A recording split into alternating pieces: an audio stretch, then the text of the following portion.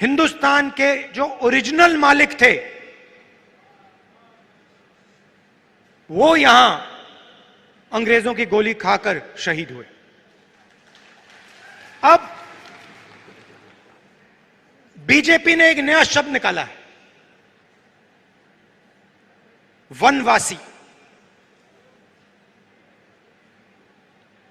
वनवासी का मतलब जो जंगल में रहते हैं।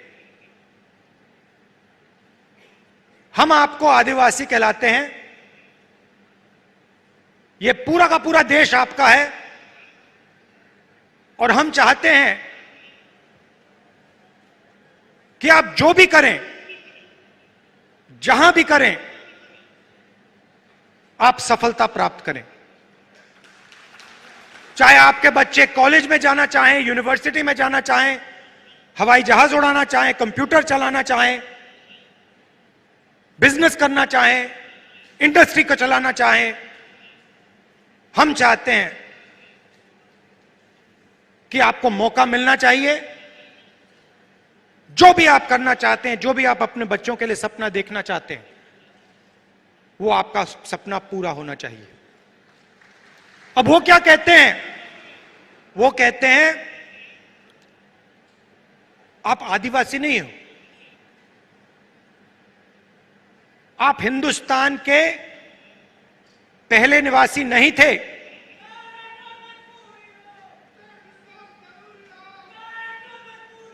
वो कहते हैं कि आप आदिवासी नहीं हो, आप वनवासी हो। मतलब आप इस देश के ओरिजिनल मालिक नहीं हो, आप तो जंगल में रहते हो। यह आपका अपमान है, यह भारत माता का अपमान है। सिर्फ आदिवासियों का नहीं, पूरे देश का अपमान है। आप वनवासी नहीं हो, आप आदिवासी हो। यह पहले आपकी जमीन थी। बीजेपी चाहती है, आरएसएस चाहती है कि आप जंगल में रहो, जंगल के बाहर ना निकलो। आपके बच्चे इंजीनियर ना बने, डॉक्टर ना बने, लॉयर ना बने, बिजनेस ना चलाएं, हवाई जहाज ना उड़ाएं, प्रोफेसर ना बने। वो आप पे वनवासी का ठप्पा डालना चाहते हैं। मतलब आप जंगल में रहते हो, आप दूसरे लोगों से कम हो। हम इस बात को मानने के लिए तैयार नहीं है। हम इस बात को कभी नहीं मान सकते। आप इस देश के मालिक हो, यह जमीन आपकी जमीन है और इस देश में आपको हक मिलना चाहिए। अच्छा, फिर आपसे कहते हैं आप वनवासी हो और फिर आप ही के जंगल को आप ही के हाथों से छीनकर अदानी जी को पकड़ा देते हैं। वनवासी आपको कहते हैं, मगर जब हमने आपको जंगल का, जमीन का, जल का हक दिया, पैसा कानून दिया, आदिवासी बिल दिया, तो बीजेपी ने, आरएसएस ने क्या किया? वो जो औजार हमने आपको दिए थे, उन्होंने एक के बाद एक रद्द कर दिए। वो चाहते हैं कि आप जंगल में रहो और फिर आस्ते आस्ते आस्ते आस्ते जंगल को वो काटते जाते हैं। आस्ते आस्ते जो आपके हक हैं उनको वो छीनते जाते हैं। आपकी जमीन जो है उसको छीनते जाते हैं। वो अंत में चाहते हैं कि वो आपको वनवासी कहें और हिंदुस्तान में जंगली गायब हो जाए, तो आप कहीं के नहीं रहो। आज मैंने पार्लियामेंट में भाषण दिया और अपने भाषण में मैंने कहा कि हिंदुस्तान एक आवाज है, हर नागरिक की आवाज है। आदिवासियों की आवाज है, पिछड़ों की आवाज है, दलितों की आवाज है, अल्पसंख्यकों की आवाज है, जनरल कम्युनिटी की आवाज है, महिलाओं की आवाज है।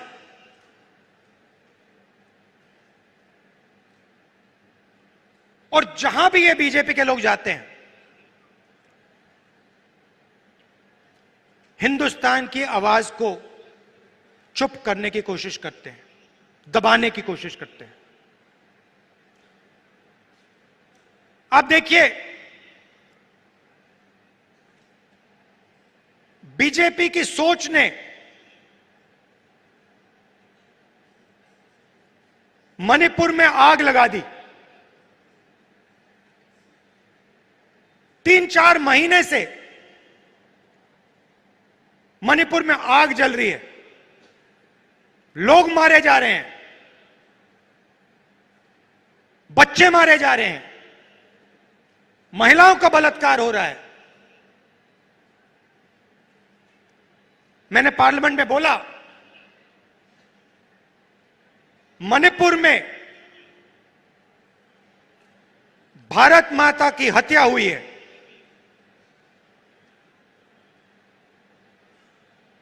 बीजेपी की विचारधारा ने मणिपुर में भारत माता की हत्या की है।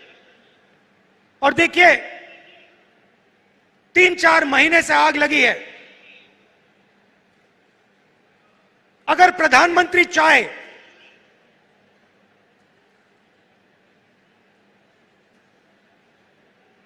दो 3 दिन में उस आग को बुझा सकते हैं। अगर प्रधानमंत्री ने हिंदुस्तान की सेना को कहा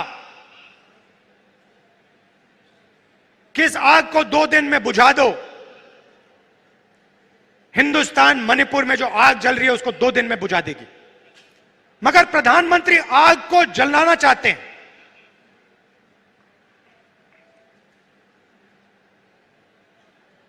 उन्होंने तो बांटा है मणिपुर को। और देखिए, 3 महीने हो गए, ऐसा लगता है कि मणिपुर हिंदुस्तान का भाग ही नहीं है, स्टेट ही नहीं है। प्रधानमंत्री ने एक शब्द नहीं बोला। मैं वहां गया, रिलीफ कैंप्स में गया, महिलाओं से बात की, बच्चों से बात की, गले लगा। विपक्ष के मेंबर ऑफ पार्लियामेंट गए, मगर प्रधानमंत्री नहीं गए। एक शब्द आज तक नहीं बोला। जहां भी ये जाते हैं, किसी ना किसी को लड़ा देते हैं। आदिवासियों को कहेंगे तुम्हारी जमीन नहीं है, नफरत फैलाएंगे, हिंसा फैलाएंगे, बाकी लोगों के बारे में गलत शब्द प्रयोग करेंगे।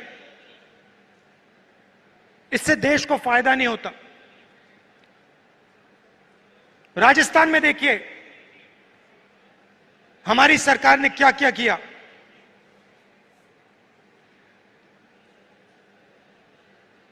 CM Chiranjeevi health insurance scheme देश का सबसे बेहतर हेल्थ इंश्योरेंस स्कीम है। कालीबाई स्कूटी योजना, मुफ्त में महिलाओं को स्कूटर।